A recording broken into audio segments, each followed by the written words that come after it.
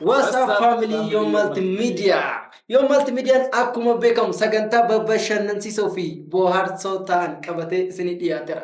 Kanaaf isinirra kan eegamu like subscribe gochuudhaan nu gammachiisaa. Kai bai jechuu barbaaddeetidha.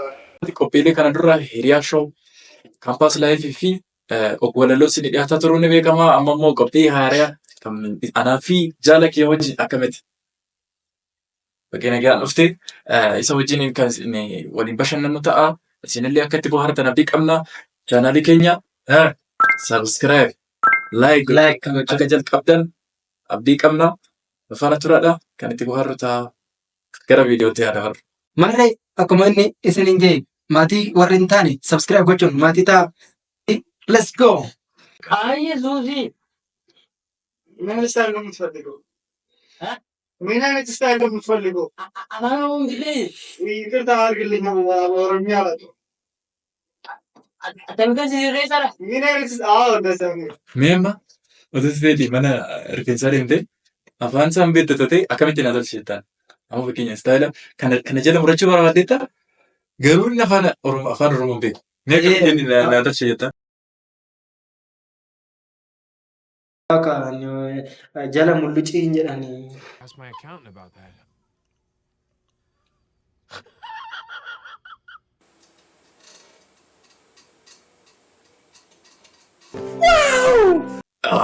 Akkasitti. This guy is ariifidha.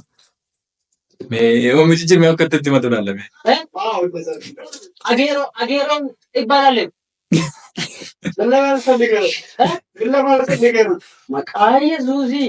Maqaa Yesuusii. Hundi namtaa seemundi namtaa akka baay'ee. Naa ala. Izaa goonni mul'atu. Izaa goonni mul'atu. Izii goonni mul'atu. Izaa naa gochi. Izaa naa gochi.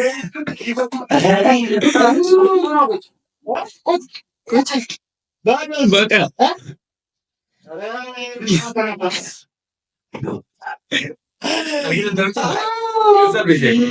Garuu dhugaa dubbachuuf taa'ee mucaan kun mucaa ajaa'ibaa ta'e isin jedha dhugaa. Zigoonni mul'achu jedhee zigocha. Sitti haa tolu aboo. Neemmoo viidiyoo ta'an nuti dabarra. Daawwattoota keenya akka bu'aara jirtan abdii qabnaa.